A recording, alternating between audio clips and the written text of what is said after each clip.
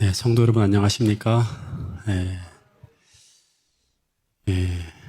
정말 우리 이은지 집사님 기도처럼 참 한 치 앞도 내다보기 힘든 그러한 위험한 시대를 우리가 지나가고 있는 것 같습니다. 그래도 파주 지역은 한동안 좀 조용했는데 오늘부터 시작해서 버거킹이 뚫렸고 그 다음에 금촌 이동까지 지금 그 확진자가 나오는 그런 상황이라서 언제 이 교회 안까지 바이러스가 들어올지 모르는 그런 상황입니다. 그래서 여러분 좀 부탁드린 것은 들어오는 거는 막지 못합니다. 근데 지난번 우리 8,000명 정도가 예배드리는 교회에서 모든 사람이 다 마스크를 착용하고 이 거리두기를 철저하게 했을 때 단 한 명도 추가자가 같이 예배를 드리고 머물고 했지만 그런 그 상황들이 소개된 것처럼 오늘 우리도 그렇게 스스로의 어떤 그런 이 건강과 위생을 좀 챙겨주셔서 마스크 착용을 꼭 해주시고 그리고 또 이 손 잡고 자꾸 하는 그러한 일들이 일어날 때마다 가급적이면 자주 손 소독을 해서 그런 부분들로부터 우리가 스스로를 좀 지킬 수 있는 그러한 부분들에 신경을 써주셨으면 감사하겠습니다. 아울러 계속 기도해 주시고 또 해서 또 이 시기가 또 빨리 아무런 문제 없이 지나갈 수 있도록 이렇게 기도해 주시면 감사하겠습니다. 네, 오늘 창세기 47장을 제가 끝내고 이제 다음 주 휴가를 가기 때문에 한동안 조금 이제 그 텀이 있을 겁니다. 오늘 창세기 47장 두 번째 시간인데 이 이야기의 시작에 보면 이제 드디어 요셉이 바로의 궁에 들어가서 바로에게 형들을 소개하고 그리고 요셉이 아버지를 또 바로에게 소개합니다. 그래서 바로가 야곱에게 내 나이가 얼마냐라고 물어요. 그랬더니 야곱이 제 나이가 130인데 평생 나그네처럼 험악한 세월을 보냈다고 합니다. 근데 이 야곱이 이 이야기를 통해서 하나 좀 생각해 보게 되는 게 뭐냐 그러면 평생 믿음의 길을 걸으면서 그의 인생의 성공과 실패를 통해서 끝없이 이 야곱이 믿음의 사람이었기 때문에 성찰을 하면서 자신의 인생을 성찰하면서 배운 것이 있을 거예요.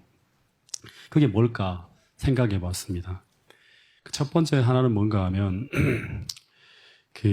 하나님 앞에 꾀를 부리며 살아가는 것은 결코 유익하지 않다는 것을 그는 그의 평생의 삶을 통해서 배우고 또 배웠을 거예요. 예. 다시 말해서 하나님께서 그때 허락하지 않은 것과 그때 주시지 않는 것을 자신의 방법으로 움켜쥐려 하다가 끊임없이 고통과 실패를 경험했어요. 그죠? 그래서 그는 하나님께서 주시지 않는 것을 우리가 움켜쥐고 있다고 해서 그것은 얻은 것이 아니라고 하는 것을 그는 평생의 삶을 통해서 배웠을 거예요. 또 하나, 두 번째는 뭔가 하면 하나님의 뜻에 먼저 겸손하게 낮추며 스스로 굴복하며 살기로 선택하지 않으면 우리는 고생하지 않아도 될 길, 돌아가지 않아도 되는 먼 길을 돌 수 있다고 하는 거예요. 이게 야곱의 인생을 통해서 우리 가르쳐주는 굉장히 중요한 메시지예요. 그래서 야곱이 그 험한 인생을 살고 난 후 오늘 우리에게 그의 인생을 통해 들려주고 싶은 그 교훈은 바로 뭔가 하면 하나님 앞에 스스로 겸손하게 자신을 낮추고 그분의 뜻에 먼저 굴복하며 살아가는 것, 그것이 가장 행복하고 평안한 삶이라고 하는 것을 이 야곱이 평생 험악한 세월을 보낸 후 우리에게 그의 인생의 결론으로 들려주고 있는 이야기라고 합니다. 그래서 이렇게 야곱이 이제 바로를 축복하고 나옵니다. 그리고 11절에 보면 어떤 이야기가 나오는가 하면 이 바로가 이제 야곱과 그의 가족들에게 좋은 땅으로 이제 어디를 주는가 하면 람세스라고 하는 데를 준답니다. 예. 람셋이라고 이제 하죠. 근데 고센 땅을 원래 달라고 했잖아요. 그죠? 고센 땅을 달라고 했는데 왜 고센 땅이 아닌 람셋을 준다고 할까 하는 그런 말이 나올까요? 예. 고센 땅과 이 고센과 람셋은 같은 곳일까요? 다른 곳일까요? 네? 네. 대체적으로 같은 곳이라고 합니다. 근데 왜 같은 곳을 다른 이름으로 불렀을까요? 네? 그러니까 이 고센이라고 하는 것과 람셋이라고 하는 것은 모세가 이렇게 얘기하는 거잖아요. 그죠? 주석에 보면 이 라암셋이라고 하는 이 지역 이름은 그 지역에 대한 더 오래전의 이름인 고센 땅에 대한 후대 이름이 이제 라암셋이라고 합니다. 그러니까 좀 더 쉽게 말하면 고센이라고 하는 지명은 요셉 당시의 명칭이고 라암셋은 지금 이 글을 쓰고 있는 모세 당시의 이름일 것이라고 하는 거예요. 따라서 이제 이 라암셋은 독자들에게 고센의 위치를 알려주기 위해서 모세가 이제 두 가지 용어로 이제 기록했던 것이라고 이렇게 학자들이 추측을 합니다. 여러분, 서울이라고 하는 이름이 언제부터 사용된 이름인지 혹시 아세요? 아주 옛날에도 서울이라고 불렀나요?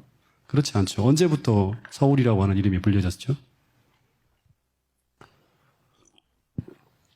일제시대만 하더라도 경성이라고 불렀죠. 1946년부터 사용된 이름이 서울이라고 합니다. 일제감정기에는 경성이라고 불렀고 조선시대에는 한양, 한성이라고 불렀고 고려시대 때는 뭐라고 부른지 아십니까? 남경이라고 불렀대요. 남경. 삼국시대에는 뭐 서울이라고 하는 지역이 워낙 지금은 크지만 옛날에 이제 어떤 한 자그마한 지역은 위례성이라고, 위례라고 이렇게 불렀다고 합니다.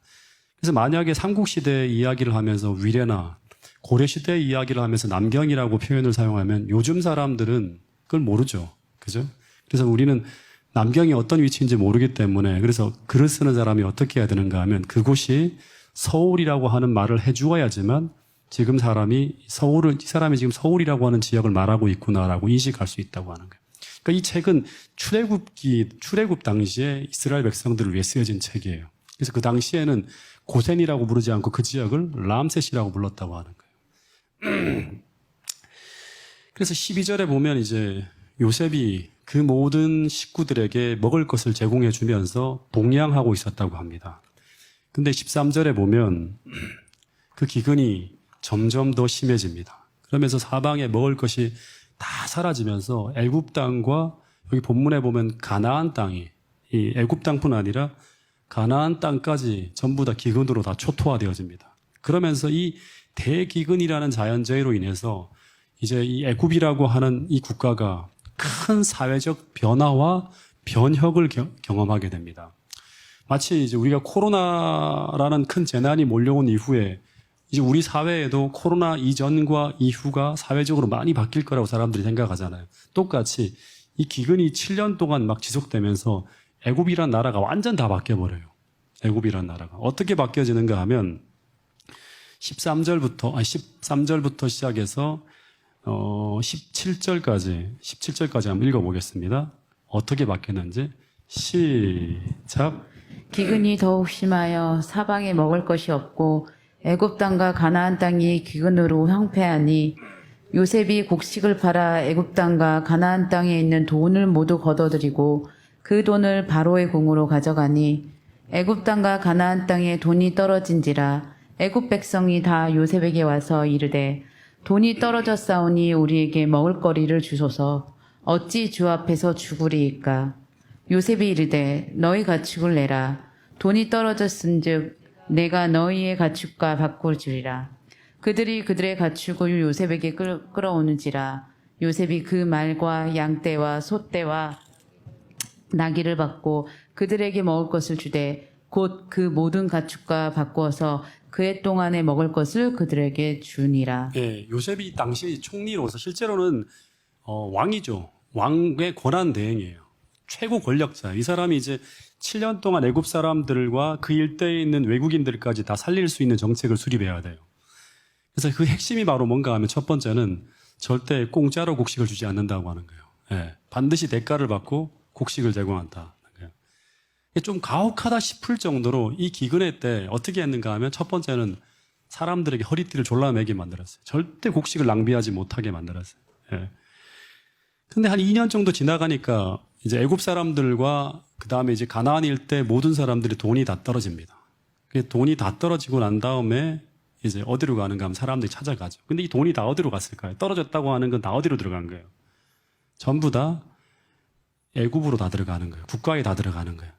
가나안 일대와 그 인근에서 기근을 겪고 있는 모든 사람들이 살 길을 찾아서 돈을 가지고 애굽으로 몰려왔기 때문에 그 일대의 모든 돈들이 다 애굽으로 들어갑니다. 그래서 당시 학자들의 이제 기록을 보면 고대 근동과 북아프리카 지역에 있는 모든 돈이 전부 애굽으로 들어갑니다. 그래서 애굽은 경제적으로 초강대국이 됩니다. 예. 근데 다 돈이 떨어졌어요. 근데 기근이 안 끝나요. 그래서 이제 또 먹을 것이 없는 백성들이 요셉에게 몰려와서 거기에만 곡식이 있으니까 살려달라고 합니다. 근데 돈이 없어요. 그 곡식을 살 돈이 없어요. 그래서 요셉이 뭐라고 하는 거야? 너희들 집에 짐승이 있지 않냐? 예. 가축을 다 가지고 와서 나한테 팔으라고 하는 거예요. 그러면 곡식을 주겠다고 합니다. 그래서 사람들이 살기 위해서 이제 돈뿐 아니라 모든 가축까지 다 국가에다 내다 팝니다. 그래서 이 당시 요셉은 그 가축들을 국가에서 이제 관리하는 어떤 정책들을 펴니다. 그리고 이 모든 짐승들은 다 누가 관리할까요? 고센 땅에 있는 이제 이스라엘 백성들이 그걸 관리하면서 막 키우는 거예요. 예. 근데 이 기근이 안 끝나는 거예요. 돈에다가 짐승까지 다 바친 사람들이 곡식이 또 떨어졌어요. 그래서 또 요셉에게 찾아옵니다. 그리고 18절에 보면 이제 뭐라고 하는가 하면 뭐까지 다 주겠다고 하는가 하면 토지와 그리고 뭐까지? 그들의 몸까지 종으로 팔겠다고 하는 거예요. 토지도 다 내놓고 살기 위해서 이제 몸까지 다 팔겠다고 하는 거예요. 종으로 팔겠다고 하는 거예요. 그래서 이때 이 흉년의 때 엄청난 사회 변화가 일어납니다. 애굽의 모든 토지가 다 이제 어디로 되는가? 국가 귀속이 되는 거예요. 그 전까지만 하더라도 다 사유화되어져 있고 바로의 말을 잘 안 들었을 거라고 하는 거예요. 근데 다 내다 파는 거예요. 그리고 그 해에 제사장을 제외한 애굽의 모든 백성들은 다 누구의 종이 되는가 하면 바로의 노예가 됩니다. 종이 됩니다. 그래서 바로의 실질적인 통제와 지배하에 들어갑니다. 그래서 당시의 바로는 역사상 가장 강력한 통치자가 됩니다. 실제로 누가 통치자다? 요셉이 모든 사람들의 전권을 가지고 움직일 수 있는 그런 어떤 실질적인 권력을 잡게 됩니다. 실제로 역사 기록을 보면 이런 일이 있었을까요? 그 요셉 당시에 이집트를 지배한 정권이 어떤 정권이다? 혹시 들으신 기억에 남으신 분이 있나요? 어떤 정권이다? 흑인들이 아니죠. 네, 어떤 정권이다? 이제 이게 골든벨을 내야겠네요. 힉소스 정권입니다. 다 메모하시네요. 힉소스 정권입니다. 근데 힉소스 정권이 추방된 이후에 그 다음에 요셉을 알지 못하는 바로가 등장하잖아요. 힉소스 정권이 추방된 이후에 역사 기록을 보면 애국 왕들이 제사장의 땅 이외에 모든 토지의 독점권을 누린 사실이 기록에 남아 있습니다. 그러니까 힉소스 정권 이전에는 이런 사회 현상이 벌어지지 않았어요. 그러니까 다시 말해서 힉소스 민족이 침입하기 이전에는 대부분의 토지를 국민들이 소유하고 있었고 지주들이 관리하고 있는 그러한 형태로 기록에 나오는데 힉소스 정권 이후에 모든 토지와 애굽의 모든 소유자가 왕의 독점물이 되어 있는 그런 기록을 보게 됩니다. 그 이유는 무엇 때문이다? 7년의 기근의 때 이 모든 토지가 다 누구의 소유로 변했기 때문이다?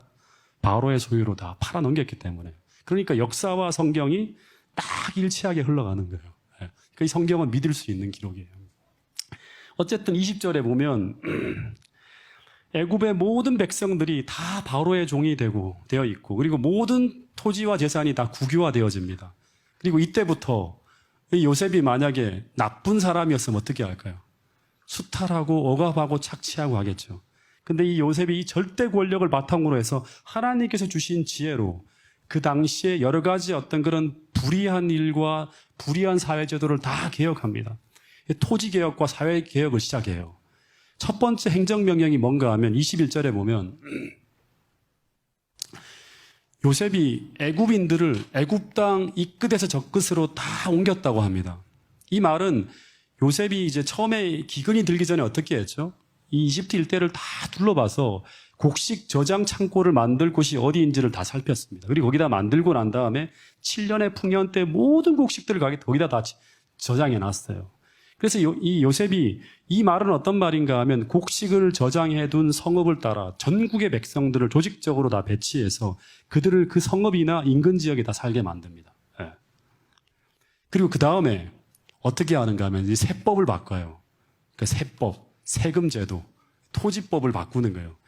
그래서 어떻게 하는가, 파종할 곡식들과 종자들을 다 백성들에게 나누어 주면서 어떻게 하는가 하면 정해진 땅에다가 너희들이 이주해 있는데 그 정해진 땅에다가 파종을 하고 농사를 지어서 추수를 하게 되면 얼마는 5분의 4. 이 노예들에게 주는 건가요? 5분의 4를 준다고 하는 건 노예들에게 주는 게 아니잖아요. 원래 5분의 4는 세금으로 바치고 노예들이라면 5분의 1을 줘야죠. 근데 5분의 4는 본인이 가지고 5분의 1을 어떻게 알아?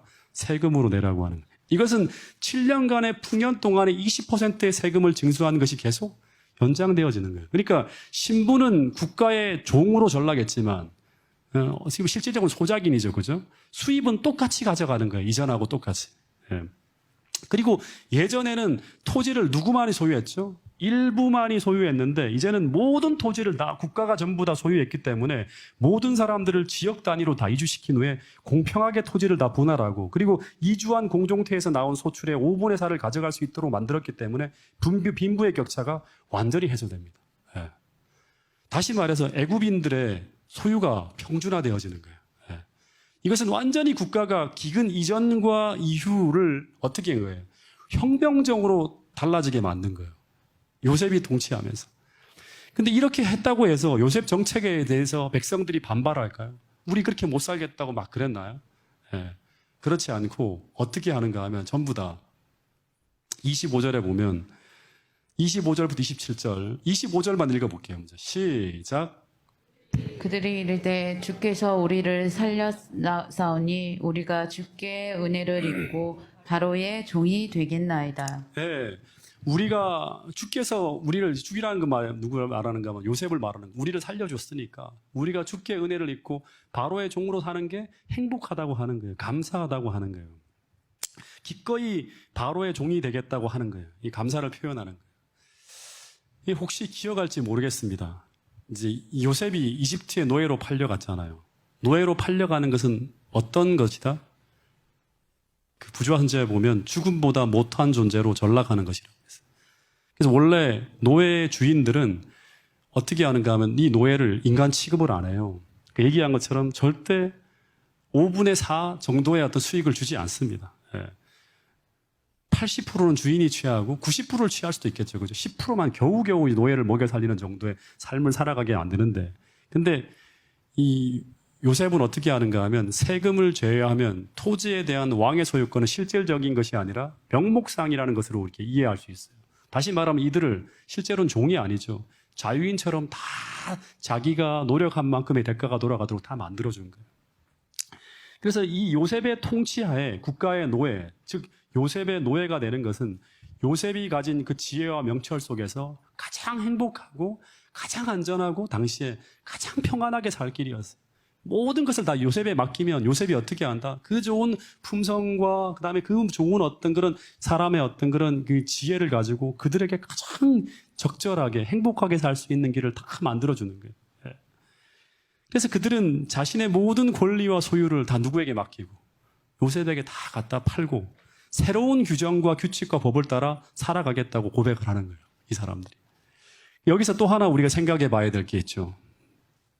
요셉은 이 기근해 때 애굽인들을 살리기 위한 계획을 짰어요. 그리고 이 방법대로 그들을 살릴 테니까 그들의 모든 소유와 재산과 생명까지도 어떻게 알아? 다 나에게 맡기라고 하는 거예요. 그리고 내가 정해준 방법에 따라 살면서 생명을 구하라고 하는 얘기를 해요. 근데 이 기근해 때 이 이집트 사람들은 어떻게 해야 되는가 하면 이 요셉의 이야기나 모든 정책과 이 방향들은 뭐냐 그러면 그 이전에 그들이 7년 동안 잘 먹고 잘 살고 평안했던 그때 익숙해진 사고방식이나 삶의 방식을 전부 버리지 않으면 이 새로운 환경 속에 살 수가 없는 거예요. 전부 바꾸지 않으면 내가 살아가던 삶의 방식을 다 바꾸지 않으면 생존할 수 없는 그런 환경 속으로 들어가게 됩니다. 그래서 전적으로 새로운 삶의 방식으로 살아내야 하는 때가 바로 언제다? 이 대기근의 때라고 하는 거예요. 대환란의 때죠. 그 첫 번째는 요셉이 제시한 그 방법에 그 전적으로 새로운 삶의 방식으로 살아가기로 동의한 자만들, 그렇게 받아들인 사람들만 기근의 때 생존하게 됩니다. 그 두 번째는 요셉의 계획과 방법을 전적으로 받아들여서 어떻게 해야 되는가 하면 그들이 소유한 모든 것을 가지고 와서 요셉에게 어떻게 해야 돼? 다 팔고 맡긴 사람만 요셉은 그 모든 것을 받아서 다시금 그들이 살 수 있는 새로운 방법을 만들어주고 있는 모습을 보게 돼요. 근데 만약 요셉을 믿지 못하면 어떻게 이 요셉이 하고 있는 것들이 보니까 저 사람은 나를 수탈할 것 같고 착취할 것 같고 나를 노예로 삼아서 나를 결국에는 가장 비참하게 살다가 죽게 만들 것 같아. 나를 이용할 것 같아. 그럼 어떻게 할까요? 절대 자신이 가진 소유를 팔지 않고 버티게 되겠죠. 그러면 결국 그 대환란의 때 다 죽는 거예요, 그 사람들은. 가지고 오지 못한 사람은 곡식이 다른 데 없기 때문에 결국엔 죽는 거예요. 그래서 요셉을 믿지 못하고 스스로 살 수 있다고 생각하는 사람이 있다면 절대 자신이 가진 소유를 팔지 않고 버티게 됩니다. 그러면 결국 그 대환란의 때 죽는 거예요. 살지 못하는 거예요. 여러분 또다시 이야기하지만 요셉은 누구를 표상한다? 예수님을 표상하는.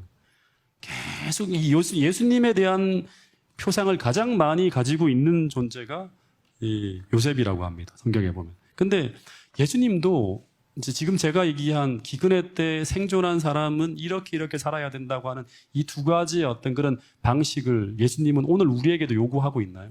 예수님도 이런 이야기를 말씀하신 적이 있나요? 첫 번째 하나 보면 마태복음 13장 44절에 보면 이 말씀을 같이 한번 읽어보겠습니다. 시작. 천국은 마치 밭에 감추인 보화와 같으니 사람이 이를 발견한 후 숨겨두고 기뻐하며 돌아가서 자기의 소유를 다 팔아 그 밭을 사느니라. 천국이라는 걸 이렇게 발견했어요. 여기 영생이 있다는 걸 발견한 거예요.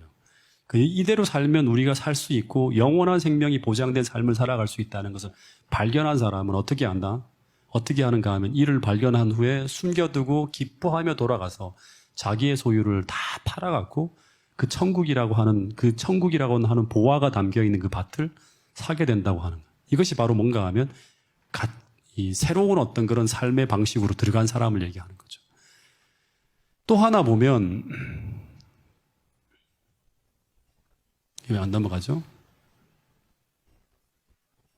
네. 그래요? 또 하나 보면 누가복음 14장 26절에 보면 찾아볼게요.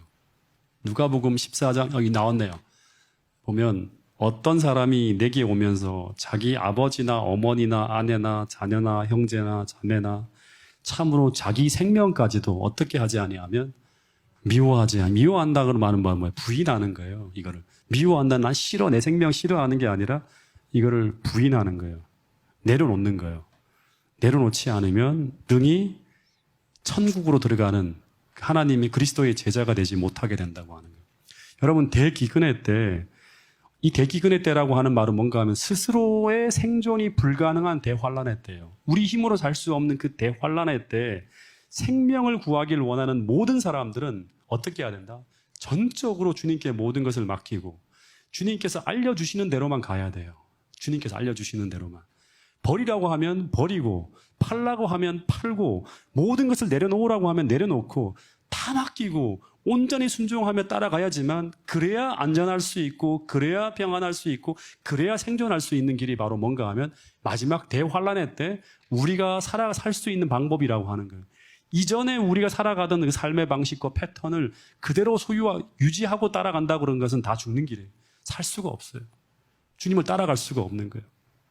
여러분 그래서 그날을 위해 오늘 이렇게 살아가는 훈련을 게을리하지 않고 성실하게 감당하며 매일 매순간을 살아갈 수 있는 저와 여러분들이 되실 수 있기를 간절히 바라겠습니다.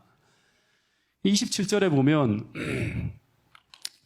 이제 야곱의 식구들이 고센이라고 하는 아주 비역한 지역에 살면서 요셉의 충분한 공급을 받으면서 전례 없는 번영의 기간을 쫙 누리게 됩니다. 그 결과 어떻게 되는가 하면 부가 막 이제 늘어나겠죠. 예. 이 고센 땅에서 아주 평화롭게 살다 보니까 첫 번째 어떤 일이 벌어지는가 하면 재산이 크게 늡니다. 또 뭐가 늘까요? 인구가 아이들이 막 태어나는데 안 죽어요. 예. 옛날에는 뭐 태어나면 많이 죽잖아요. 안 죽고 다 생존하는. 그러니까 인구가 크게 늘어나요. 전례 없는 번영의 기간을 누리게 됩니다. 부가 막 축적되어지고 인구도 빠르게 늘어나는 거예요. 그리고 28절에 보면 야곱이 애굽 땅에서 몇 년을 거주하는가 하면 17년을 거주했으니 그의 나이가 147세가 됩니다. 그러니까 애굽 땅에 거주한 지 17년이 더 흘러갑니다. 그러면 생각해야겠죠. 17년이 흘러갔다. 뭘 생각할 수 있을까요? 기근이 끝났어요. 그죠? 기근이 끝났어요. 예. 그리고 모든 것이 이제 정상적으로 평안하게 돌아가기 시작합니다. 근데 이때 야곱이 자신이 죽을 때가 가깝다는 것을 알고 요셉에게 특별한 디니를 부탁하기 위해서 요셉을 부릅니다. 그리고 이런 부탁을 했다고 합니다. 이 내용이 47장 마지막 내용이에요. 같이 읽어보겠습니다. 시작. 이스라엘이 죽을 날이 가까움에 그의 아들 요셉을 불러 그에게 이르되 이제 내가 내게 은혜를 입었거든 청하노니 내 손을 내 허벅지 아래에 넣고 인애와 성실함으로 내게 행하여 애굽에 나를 장사하지 않도록 하라. 내가 조상들과 함께 눕거든 너는 나를 애굽에서 메어다가 조상의 묘지에 장사하라. 요셉이 이르되 내가 아버지의 말씀대로 행하리다. 야곱이 또 이르되 내게 맹세하라 하매 그가 맹세하니 이스라엘이 침상 머리에서 하나님께 경배하니라. 예. 그러니까 첫 번째 이 이야기는 뭘 이야기하고 있는가 하면 야곱이 부탁한 게 뭐냐 그러면 장사 문제예요. 장사. 이제 죽을 때가 다 됐어요. 예. 여기 보면 마지막에 침상 머리에서 하나님께 경배했다고 하는 건 침상에 막 기대서 이렇게 막 그 하나님께 예배하기도 서 있기도 앉아 있기도 어려운 그런 상황이 기력이 다 세서. 근데 애굽의 장례 수준은요 당시에 세계 최고 수준이었어요. 예. 그러니까 몇 천 년씩 보존되는 미라를 만들 수 있는 장의사들이 애굽에 다 있었어요. 게다가 애굽 땅에는 이 야곱을 장사 지낼 수 있는 곳이 참 많았어요. 그러니까 전부 다 좋은 곳이 되게 많아 명당 자리가. 그리고 바로가 야곱 집안에 대해서 굉장히 호의적이기 때문에 얼마든지 애굽의 좋은 장소에다가 묻을 수가 있어요. 예. 근데 이 야곱이 어떻게 하는 가 요셉을 불러요. 그리고 자신은 절대 애굽에서 장사 지내지 못하게 합니다. 예. 대신 자신이 죽거든 어떻게 하는가 하면 가나안 땅까지 이 시체를 메워갖고 어떻게 알아? 자신의 조상의 무덤에 묻어달라고 유언합니다. 그러니까 이 거리가 보통 먼 거리가 아니잖아요. 그죠? 그 시신을 매다가 어떻게 보면 상당히 오랜 기간을 가서 이렇게 이제 장례를 치러야 되는 거예요. 그리고 그렇게 할 것을 그냥 아버지 그렇게 할게요. 말 가지고는 안 돼. 어떻게 알아? 환도뼈에다가 손을 넣으라고. 이게 뭐예요? 네 약속이 네 자식의 때까지 유효하게 하라고. 절대 반드시 지켜야 되고 맹세를 하라고 하는 거예요. 환도뼈까지 믿음. 알죠? 이 환도뼈에다가 손을 넣고 이 약속하는 거, 맹세하기까지 합니다. 그러니까 이건 절대 약속을 어겨서는 안 돼. 반드시 그렇게 해야 돼 하는 거예요. 왜냐 그러면 그렇게 하기가 쉽지 않아요. 예, 장례를 치른다 그러면 이 모든 이제 애굽 쪽 야곱의 후손들이 같이 올라가야 될 거죠, 그죠? 그 대규모 사람들이 올라가는 것을 이 바로가 떠날 것 같은 그러한 어떤 생각 때문에 허락을 안 해줄 수도 있는 문제고 여러 가지 절차상의 문제가 많이 생겨 비용도 그렇고. 근데 왜 이렇게까지 부탁을 했을까요? 왜 이렇게까지? 생각해 봐야겠죠. 이런 것들을 하나하나 우리가 고민하고 묵상하고 생각하면서 교훈을 찾아내야 돼요. 중요한 것은 뭔가 하면 지금 이스라엘 백성들이 애굽에서 온 것은 뭐 때문에 왔다? 이제 출애굽기에 넘어가면 계속 이 문제를 같이 이어져서 다룰 거예요. 흉년을 피하기 위해 왔어요. 근데 흉년이 지금 다 지나갔어요. 흉년이 끝난 지 몇 년이 지나갔어요? 12년이 지나가요. 12년이. 그러면 가나안 땅으로 돌아가야 되는데 야곱의 식구들이 지금 애굽으로 이주한 지 17년, 흉년이 끝난 지는 12년이 지나가는 거예요. 17년이 지나도록 가나안으로 돌아가지 않고 애굽에서 목축을 하면서 많은 아이들을 낳아서 기르면서 번영하고 번창하고 있는 거예요. 근데 왜 이들이 흉년이 끝났음에도 불구하고 가나안 땅으로 돌아가지 않고 있었을까요? 생각해 봐야겠죠. 왜 그랬을까? 그 이유는 단 하나예요. 이곳이 너무나 살기 좋아요. 천국을 잊어버릴 것 같아. 가나안은 잊어버릴 것 같아. 너무너무 고센 땅이 살기에 최적화되어 있는 그런 환경인 거예요. 성공과 번영과 번창이 계속 진행 중에 있어요. 현재 진행형이에요. 이게 끝나지 않으면 떠날 수가 없어요. 계속 너무너무 잘 되는 거예요. 애들이 막 태어나니까 너무너무 좋은 환경이에요. 그러니까 다시 말하면 타워 팰리스에 살고 있고 강남에서 성공하고 막 엄청난 부와 소득을 얻고 벤츠를 끌고 다니고 하는데 갑자기 이걸 내려놓고 시골로 가 선교사로 살으라 그러면 가겠어요? 사람들 그 생각을 하면 못하죠. 그죠? 그래서 세상에서 막 성공하고 있는데 막 돈이 떼돈으로 벌리고 있는데 승승장구하고 있는데 정말 편안하게 잘 먹고 잘 살고 있는데 무엇 때문에? 하나님과의 약속 때문에, 신앙 때문에, 언약 때문에 어떻게 해야 돼요? 안식일을 지켜야 되기 때문에, 예? 우상 숭배를 할 수가 없기 때문에, 그것 때문에 그 모든 것을 다 내려놓고 다른 길로 돌아선다고 하는 것은 쉬운 일이 아니에요. 정말 한두 사람은 그런 속에서 움직일 수 있지만 이건 뭐예요? 공동체 같이 움직여야 되는 거예요. 사람들이 반대하겠죠, 전부 다. 못 가는 거예요. 예. 그것이 옳다고 말은 그렇게 하고 약속도 하고 그렇게 하리라고 다짐하지만 늘 또 얘기하지만 즉시 순종하는 믿음, 즉시 순종한다고 하는 건 뭐예요? 계산하지 않는 거예요. 이렇게 하면 내가 어떤 손해를 볼까? 내게 어떤 유익이 있을까? 이 머릿속에 굴리다 보면 거의 답이 못 간다고 나와요. 이거 어떻게 해야 된다? 하나님의 뜻이 모이면 따지지 않는 거예요. 재지 않고 그냥 순종하는 거예요. 그리고 두 번째는 세상적인 것을 새털처럼 가볍게 생각하지 못하면, 세상적인 것들을 언제나 내가 버릴 때 버려야 돼. 이거 내 거 아니다.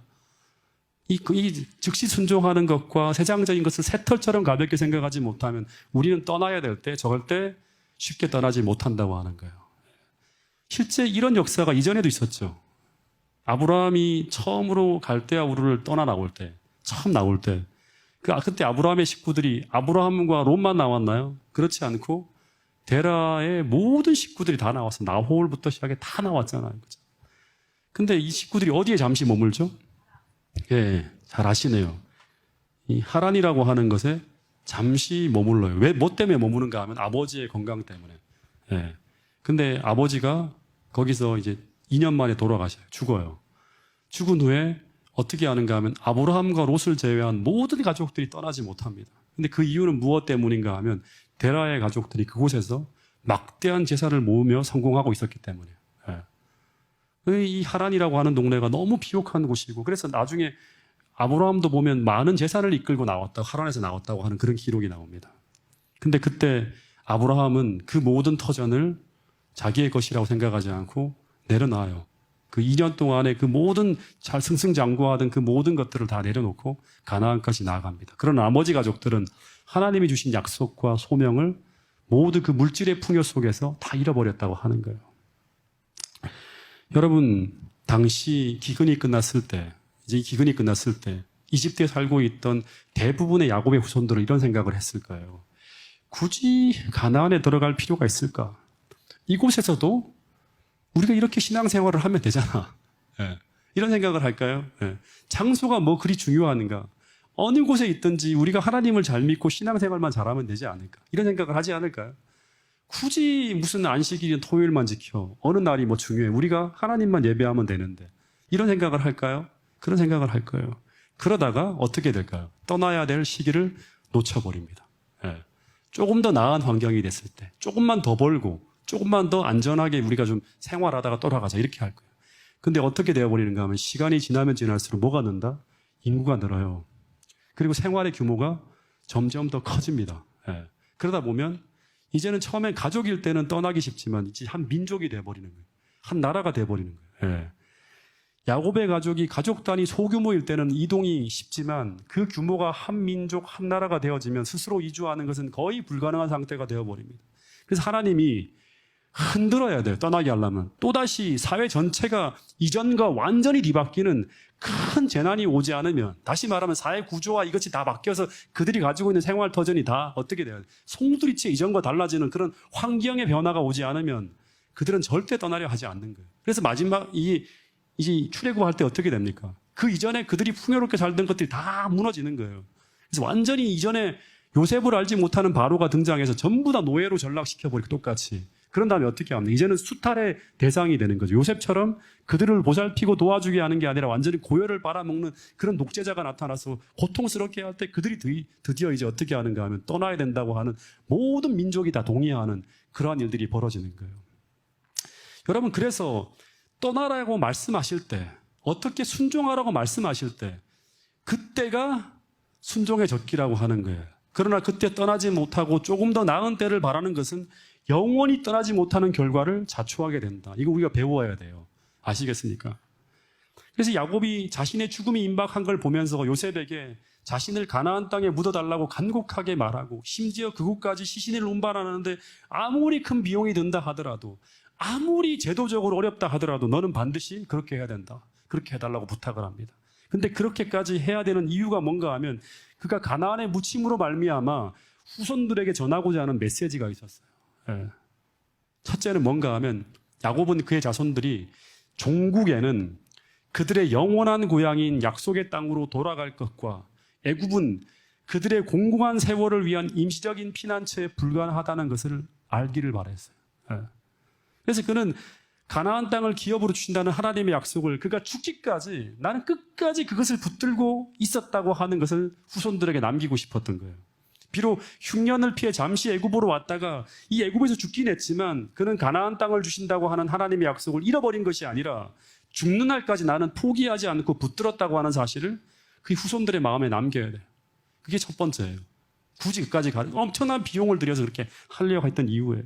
두 번째는 야곱의 후손들이 자신의 시신을 장사한다는 명분으로 가나안 땅에 한 번 가서 보기를 바랬어요. 이들이 다 잊어버리고 가지 않아요, 이제 그게. 거기가 우리 가야 될 땅이라고 생각하지 않고 여기에 몰두해 살아가는 거예요. 바라보지도 않는 거예요. 그래서 한 번 정도 다시금 그 가나안 땅에 가서 내가 원래 우리가 어디에서 왔는지, 우리의 원래 목적지가 어디인지, 왜 이 애굽에 와 살게 됐는지를 한번 생각해 보기를 바란 거예요. 이게 어떻게 보면 예비적인 출애굽을 한 거죠, 한번. 전체가 다 올라갑니다. 모든 민족들이. 다. 장례식사를 지낼 때.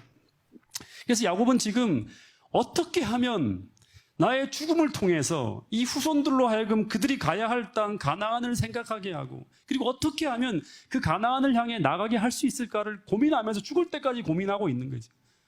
이들이 안 떠나고 여기 머물러 있잖아요. 예. 여러분 오늘 우리들의 삶이 이런 삶이 되기를 소망합니다. 오늘 내가 하는 말, 행동, 심지어 나의 죽음까지도 나는 이 세상에 큰 미련이 없는 사람이고 나는 끝까지 아름답게 하늘을 소망하며 살다가 이 세상을 떠났다고 하는 하나님의 그 하나의 어떤 메시지를 하나님이 주신 이 메시지를 내 삶에 담아서 남길 수 있는 사람. 그런 사람이 바로 진짜 이 하나님의 사람이라고 할 수 있겠죠. 그리고 나의 삶을 통해서 그 보이지 않는 천국의 존재와 그 하나님을 분명히 또 정확하게 보여줄 수 있는 사람. 그래서 이 땅의 사람들로 하여금 나의 삶을 통해서 하늘을 향하게 나가게 하는 그 징검다리 역할을 할 수 있는 그런 사람. 그런 사람이 되게 해달라고 기도하는 삶을 살 수 있는 파주중앙교회 모든 성도들이 될 수 있기를 간절히 바라겠습니다. 31절에 보면 이 야곱이 이제 그의 지팡이 머리에 의지하여 경배하였다고 하는 이제 이야기가 나오는데 이 의미는 이제 제가 서두에도 말한 것지만 그의 침상 머리에 몸을 기대어서 이렇게 이제 경배하는 거예요. 하나님 이 얘기를 듣고 난 다음에 하나님 감사합니다 하고 예배하는 거예요. 근데 야곱의 나이가 많고 그리고 너무 세약해서 막 어떻게 보면 혼신을 다해서 하나님께 예배하고 있는 거예요. 근데 주석에 보니까 이제 이렇게 기록했더라고요. 야곱이 감사의 경배로서 하나님께 그의 영혼을 쏟아붓는 헌신의 자세로 지금 예배하고 있다고 하는 거예요. 여러분 우리가 마지막 순간까지 내가 힘이 남아있는 순간 하나님께 감사하고 예배하는 그 자리를 떠나지 않고 늘 하나님의 은혜로 마지막 순간까지 하나님의 은혜로 내가 살고 있음을 고백할 수 있는 그런 야곱과 같은 그런 믿음을 소유한 여러분과 저가 될 수 있기를 간절히 바라면서 오늘 말씀을 줄이도록 하겠습니다.